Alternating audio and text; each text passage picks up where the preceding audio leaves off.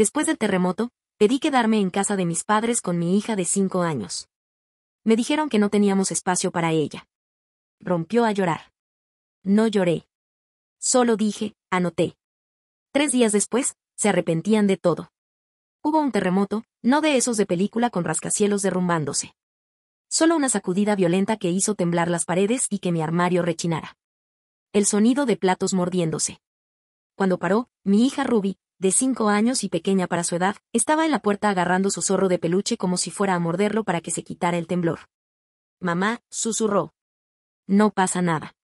Mentí. Por la mañana, un inspector municipal con casco usó la palabra inhabitable. Pegó una pegatina roja en mi puerta y se marchó como si acabara de desearme buena suerte. Miré la pequeña mano de Ruby en la mía y pensé, no hay plan B. Así que llamé a mis padres. Mamá contestó al segundo timbre. Claro, cariño. Puedes venir, dijo. Calentado. Rápido. Como si no le hubiera costado nada. Podría haber llorado de alivio. En aquel entonces, no le pregunté qué quería decir. No comprobé si podían venir, incluida mi hija de 5 años. No pensé que fuera necesario. O sea, ¿quién llama a su madre para confirmar que puede traer a su hija? Mis padres vivían a 5 horas de distancia, en la misma casa donde crecí. Con ellos estaba mi hermana mayor, Brittany, su novio Sane y los 3 hijos de Brittany de su primer matrimonio. Estaba lleno, sí, pero tenían habitaciones libres y eran familia. Ruby y yo empacamos rápido, ropa, cepillos de dientes, el zorro y una bolsa de bocadillos. Mientras la abrochaba, me preguntó si la casa estaba realmente rota. Le dije que sí. Me preguntó si la casa de la abuela era grande. Dije que ya era suficiente. Ya casi anochecía cuando llegamos a la entrada de la casa de mis padres. La luz del porche estaba encendida, como siempre cuando llegaba a casa de vacaciones. Por un momento, me sentí segura. Mamá abrió la puerta antes de que pudiera tocar. Mara, lo lograste. Su sonrisa se congeló al ver a Ruby detrás de mí. Oh, la trajiste. Por un instante esperé el chiste. No llegó. Sí, claro. Es difícil dejar a un niño de 5 años solo en casa. Mamá parpadeó, ya nerviosa. Pensamos que serías tú. La casa está abarrotada. Brittany está aquí con los niños, Sam está usando el estudio y el sótano es una sala de juegos. No hay donde poner a otro niño. Ruby, medio escondida tras mi pierna, susurró, puedo dormir en el sofá. Por parte de mamá. Cariño, no es tan sencillo. No para los hijos de Brittany, dije. ¿Viven aquí?, respondió ella. Sí, viven aquí. Traducción, no. Brittany apareció, con el pelo perfecto y un teléfono en la mano. Hola Mara. ¡Qué terremoto! Me alegra que estés bien, pero ya no podemos dormir. La cara de Ruby se puso roja. Su mano se aferró a mi abrigo. Mamá se cruzó de brazos. Puedes quedarte. Nos las arreglaremos por unas noches. Pero tal vez Ruby podría quedarse en otro lugar. Es demasiado caos para una pequeñita. Por un segundo pensé que había oído mal. ¿Sin el niño? Mamá asintió como si ofreciera una solución sensata. Solo hasta que todo se tranquilizara. A Ruby se le quebró la voz. Me portaré bien, abuela. Mamá le sonrió como la gente le sonríe a los gatitos callejeros. No se trata de ser buena, cariño. Estaba lleno. Desde la trastienda se oían risas y ruido de videojuegos. Solté una breve carcajada. Bueno, no quería molestar a Sane en su oficina. Es un espacio de trabajo. Llamó. Claro, dije. Muy profesional. Ruby empezó a llorar en silencio, como si lamentara existir. Mamá, dije. ¿Crees que la voy a dejar? Dijiste que podíamos venir. Su sonrisa educada permaneció inmóvil. Mara, por favor, no lo hagas más difícil. ¿Más difícil que qué? ¿Decirle a tu nieta que no encaja? No seas dramática. Eso casi me hace reír. Le subí la cremallera al abrigo de Ruby. Vamos, cariño. ¿A dónde vamos? A un lugar con espacio. No cerré la puerta de golpe. Simplemente salí. Allí estaba su risa filtrándose por las paredes. El motel estaba a 5 cuadras. Letrero de neón. $30 la noche. Televisión a color. Me registré. No miré al recepcionista. Las habitaciones olían a lejía y a derrota. Ruby se acurrucó en una cama y se durmió antes de quitarse los zapatos. Me senté en el otro lado, mirando la grieta del techo que dividía la habitación en dos. Encajaba. Éramos nosotros ahora. Una ruptura limpia. Alrededor de las 3 de la madrugada, Ruby murmuró, ¿nos vamos a casa pronto? Pronto, dije. Me quedé despierto escuchando los camiones en la carretera. Cada estruendo era como si el suelo me recordara quién había dejado de temblar. Ella lloró. No lo hice. Solo lo dije. Anotado. 3 días después, se arrepentían de todo. Yo creía haberme criado en una familia normal. Ya sabes, césped, suéteres a juego para perros en Navidad, toda la publicidad estadounidense. Pero si alguna vez has sido el niño extra en tu propia casa, sabes a qué me refiero cuando digo que siempre hay un favorito, y nunca eres tú. Para nosotros, esa favorita era Brittany. 2 años mayor, más alta, más ruidosa, más rubia. El tipo de niña que podría romper una lámpara y recibir elogios por su energía creativa. Una vez me castigaron por respirar demasiado cerca de su proyecto de ciencias. Mamá dijo que éramos diferentes. Papá decía que Brittany era la triunfadora. Al parecer, yo era del otro tipo. Aprendí a hacerme pequeña desde pequeña. Mi habitación era técnicamente un lavadero reformado, mío porque no necesitaba tanto espacio. Los trofeos de Brittany estaban en el pasillo. Sus amigas pasaban por mi habitación para llegar al patio trasero. Empecé a dormir con auriculares solo para fingir que tenía privacidad. La cuestión es que si vives lo suficiente como la idea de último momento de alguien, se convierte en tu lengua materna. Empiezas a traducir todo a no causar problemas. Así que cuando cumplí 17 y conseguí una beca completa a 5 horas de distancia, hice la maleta sin una sola lágrima. Recuerdo que mi madre me abrazó en la puerta y me susurró, estamos orgullosos de ti. Lo dijo como si se disculpara. La universidad fue el primer lugar tranquilo en el que viví. Sin Brittany, sin trofeos, sin nadie que irrumpiera para preguntarme si había visto su rímel. Estudié trabajo social. Quizás fue una ironía cósmica elegir una carrera para arreglar el tipo de familias que te destrozan. Pero encajó. Me gustaban los sistemas, la lógica, los resultados. Me gustaba ayudar a quienes realmente necesitaban ayuda. Cuando llegó la graduación, mis padres me enviaron una tarjeta. Con cariño, mamá y papá. Sin regalo, sin visita. La boda de Brittany ese mismo verano costó más que toda mi educación. Lo sé porque mamá me envió el mensaje equivocado sin querer. El que era para Brittany sobre centros de mesa florales que costaban 400 pesos cada uno. Me reí. Entonces lloré. Luego volví a reír. 10 años después. Tenía 32 años, estaba soltero, con exceso de trabajo, pero me iba bien. Tenía una casa pequeña, un salario estable y un sano escepticismo hacia quienes dicen que la familia lo es todo. Entonces conocí a Ruby. Me asignaron el caso de su madre. Una mujer llamada Trina, de 20 y tantos años, con 2 condenas por conducir bajo los efectos del alcohol, que vivía entre semana. Ruby tenía 2 años, con rizos y mirada seria. Se aferró a mí la primera vez que nos conocimos. Sus brazos me rodearon el cuello como un salvavidas. Trina puso los ojos en blanco. A ella le gusta todo el mundo. Eso no era cierto. A Ruby no le gustaba todo el mundo. Le gustaban las voces suaves. Le gustaba la rutina. Le gustaba cuando le traía crayones.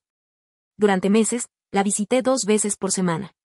Revisaba cajas, tomaba notas, llenaba informes. Pero cada vez que me iba, Ruby se quedaba en la puerta con ese ridículo vaso morado, vigilando mi coche hasta que doblaba la esquina. Entonces, una semana, Trina no abrió la puerta. Ni la siguiente. Ni nunca más. Desapareció, abandonó el estado, quizá el país. Los trabajadores sociales dijeron que eventualmente reaparecería. Ruby se quedó en un hogar de acogida de emergencia. No podía dormir. No dejaba de ver esa carita pegada a la ventana. Así que hice lo que se supone que no deben hacer los trabajadores sociales. Me ofrecí a cuidarla temporalmente. Papeleo, verificación de antecedentes, formularios interminables. Pero al cabo de un mes, ya dormía en mi habitación de invitados. La primera noche, se despertó llorando. Me senté en el suelo junto a su cama hasta que se volvió a dormir. Cuando por fin me puse de pie, tenía las piernas entumecidas y el corazón no. 3 meses después, me llamó mamá sin querer. No la corregí. Cuando se oficializó la adopción, el juez sonrió. Felicidades, dijo, como si me diera un premio. Pero no lo sentí como si hubiera ganado. Lo sentí como si finalmente hubiera equilibrio en el mundo. Llamé a mis padres esa noche, esperando, quizás tontamente, algo de emoción. Mamá dijo, vaya, qué sorpresa. Papá dijo, ¿estás seguro de esto? ¿Criar sola al hijo de otra persona? Brittany me envió un mensaje, qué tierno, con 3 emojis de corazón. Esa fue la celebración familiar. Aún así, conduje hasta allá ese verano para presentarle a Ruby como es debido. Quería que tuviera abuelos, primos, risas, las cosas normales. Ruby era para entonces, tímida pero curiosa. Traía dibujos para todos. Los hijos de Brittany la ignoraban. Mamá aceptó el retrato a crayón con una sonrisa forzada y dijo, qué colorido. Durante la cena, papá preguntó si Ruby sabía que era adoptada. Le dije que aún no, que era demasiado pequeña. Mamá dijo que quizás deberías decírselo pronto. Así no pensará que es de la familia. Me atraganté con el agua. Ni siquiera parpadeó. Más tarde esa noche, la oí susurrarle a Brittany en la cocina. No es lo mismo. El amor no se compra. Esa frase se me quedó grabada en las costillas y nunca salió.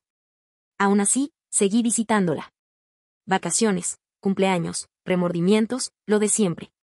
Me dije que lo hacía por Ruby. Se merecía unos abuelos que le enviaran tarjetas de cumpleaños y sonrieran en fotos. Una vez, Ruby preguntó por qué la abuela solo la abrazaba cuando había cámaras. Le dije que la abuela solo era tímida. Volví a mentir. Para cuando Ruby cumplió 5 años, dejó de pedir visitas. Debería haberme dado cuenta de lo que iba a pasar, pero soy trabajadora social. Creo que la gente puede cambiar. No dormí esa primera noche en el motel. La grieta del techo parecía seguir moviéndose y seguía esperando otro temblor. Esta vez no de la tierra, sino de mí mismo. Por la mañana, ya había tomado una decisión. No volvería a rogarle a nadie por espacio. Ruby se quedó callada durante el viaje. Cada vez que pasábamos por una gasolinera, me preguntaba si ya casi íbamos a llegar a casa. No me atrevía a decirle que aún no teníamos. Llamé a Simone, una colega, santa a tiempo parcial, mientras Ruby dormía la siesta en el asiento trasero. Ella escuchó horrorizada y luego dijo, Mara, no empaques nada más, solo ven aquí. Tengo una habitación libre. A Olivia le encantará tener otro niño cerca. Esa era Simone, la empatía en forma humana. 5 horas después, Ruby y yo estábamos en su puerta. Su casa olía a café y a vida normal. Olivia, su hija de 8 años, nos recibió descalza y sonriente. Hola, ¿quieres ver mi habitación? Ruby asintió y, sin más, desapareció. Simone me puso una taza en la mano. Quédate todo el tiempo que necesites. Hasta entonces no me había dado cuenta de cuánto tiempo había estado esperando que alguien dijera esas mismas palabras. Por primera vez en días, Ruby durmió toda la noche. No lo hice.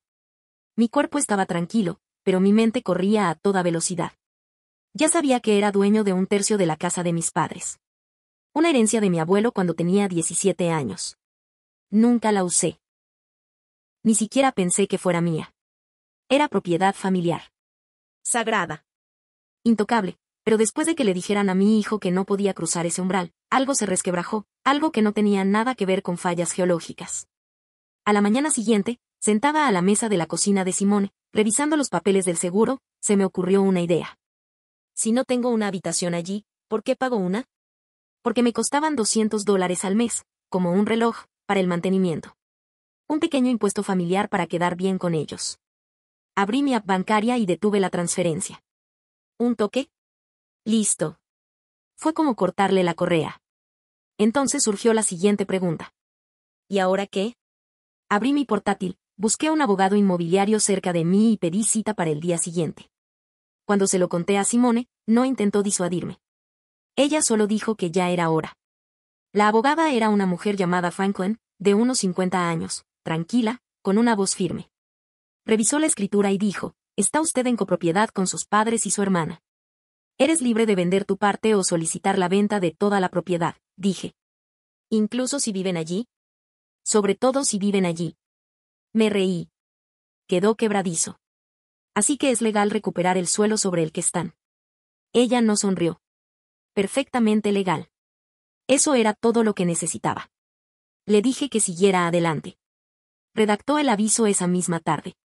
Para cuando salí de su oficina, el mundo parecía más nítido. Más preciso. Como si por fin hubiera encontrado la herramienta adecuada después de años de luchar con las manos. 3 días después, la carta salió. Correo certificado. Acuse de recibo. Toda la sinfonía. No les avisé. ¿Para qué arruinar la sorpresa?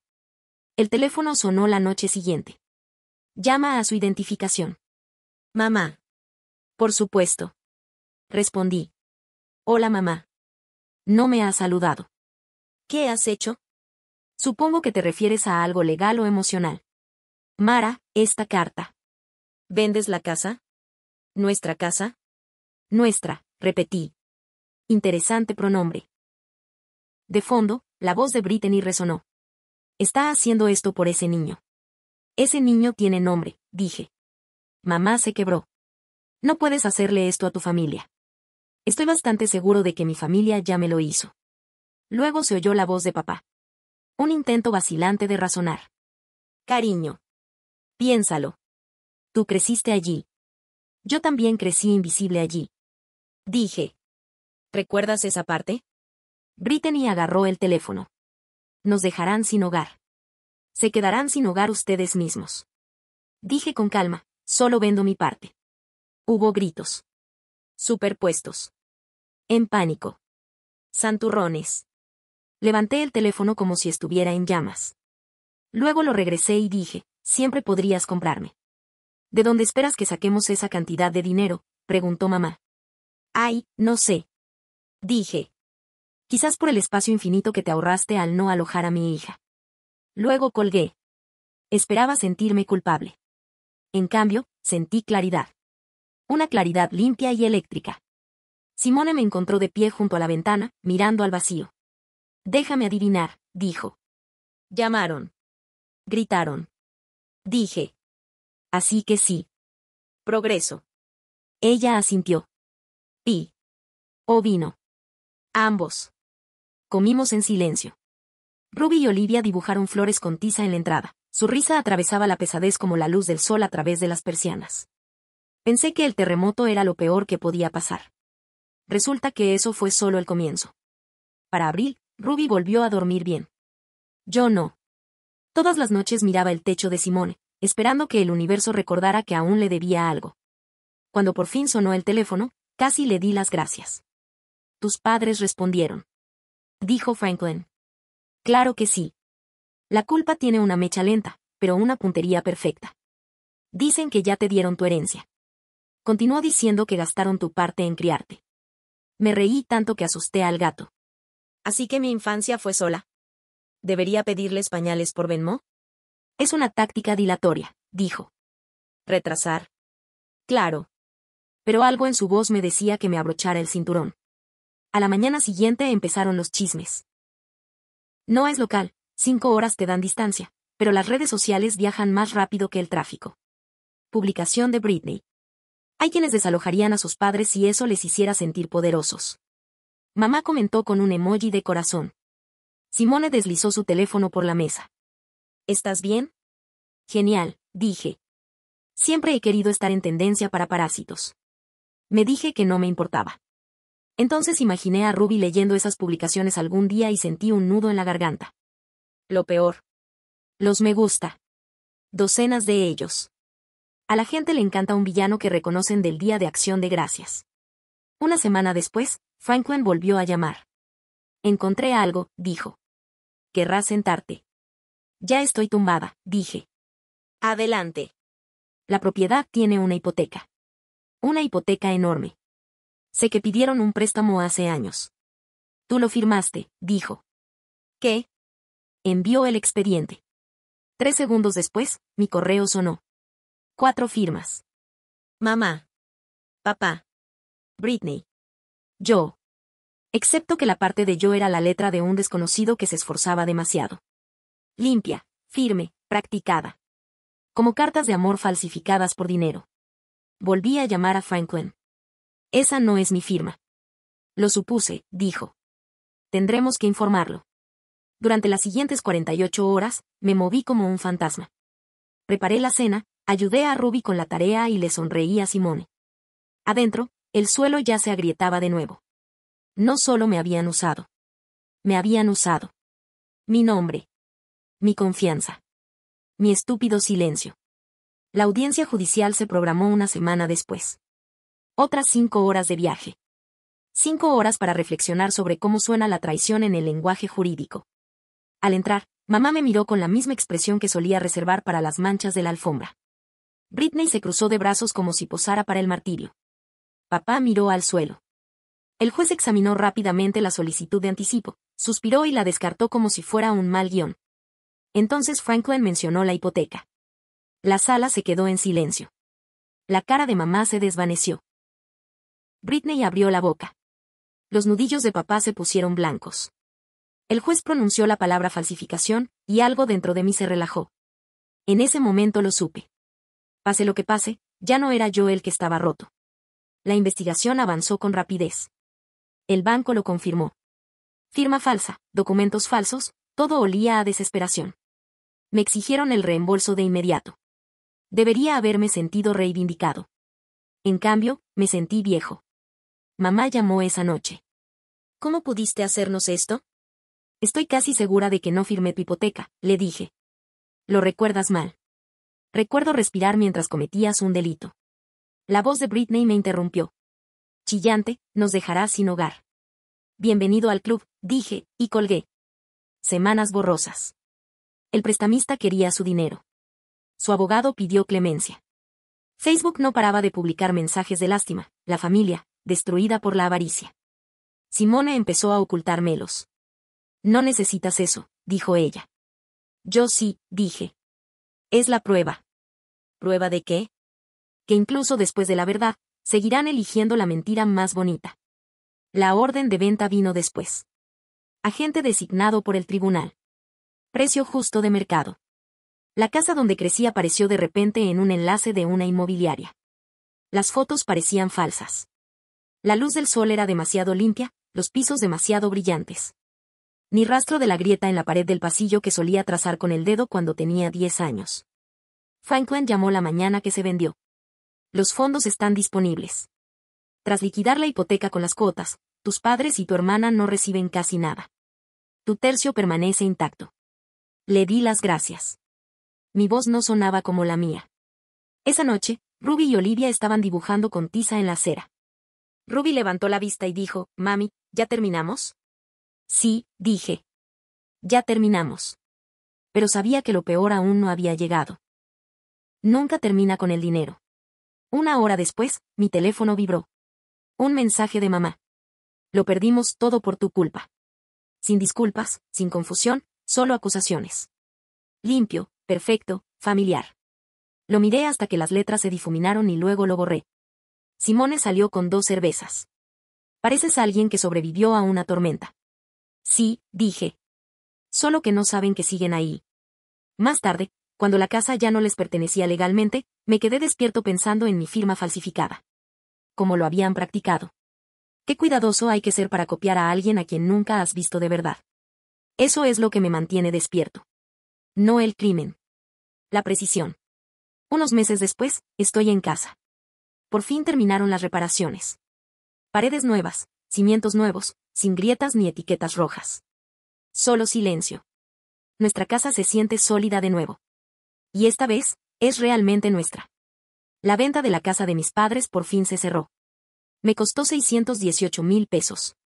Después de descontar la hipoteca, los honorarios del abogado y todo el caos, mi tercio ascendió a 203,000 pesos. Fue suficiente para pagar el resto de mi hipoteca en su totalidad. Una sola transferencia bancaria y este lugar me pertenece por completo. Cada uña, cada centímetro cuadrado. Sin deudas, sin caseros, sin fantasmas. Ruby me ayudó a colgar el cartel de bienvenida en la puerta. Lo hizo ella misma. Letras recortadas en papel de colores, pegadas con cinta adhesiva torcidas, perfectas. Sigue diciendo que esta casa se siente más fuerte. Quizás tenga razón. Quizás sea porque esta vez construimos los cimientos sin pedir permiso a nadie. En cuanto al resto de la familia, bueno, la gravedad los golpeó fuerte. Mis padres, en Bretaña, no vieron ni un céntimo de la venta. Cada dólar de sus 2 tercios fue directo al banco para pagar la hipoteca falsa. Lo perdieron todo. Mamá y papá ahora alquilan un pequeño estudio en las afueras del pueblo. El novio de Brittany, Sunny, la dejó en cuanto se cobraron los cheques. Tiene 2 trabajos, Cría sola a sus 3 hijos y sigue publicando frases sobre el perdón que, por alguna razón, nunca mencionan sus propios crímenes. No hablamos. No hace falta. Lo último que supe es que todavía me culpan, lo cual está bien. Pueden odiarme desde sus alquileres. Tengo paredes que ya no tiemblan. Es extraño lo tranquila que se vuelve la vida cuando el ruido se va. Ruby todavía pasa los fines de semana con Olivia. Construyen fuertes, se pintan las uñas y discuten sobre quién se queda con la última paleta. Ella también empezó a tomar clases de Aikido. Equilibrio, no fuerza. Creo que lo entiende mejor que yo. A veces, cuando el suelo tiembla bajo los camiones que pasan, todavía me estremezco. Pero la casa resiste. Quizás esa sea la diferencia ahora. Esta casa sigue en pie porque dejé de pedir espacio y empecé a reclamarlo. ¿Qué opinan? ¿Me pasé? ¿O no lo suficiente? Cuéntenme en los comentarios y suscríbanse para más.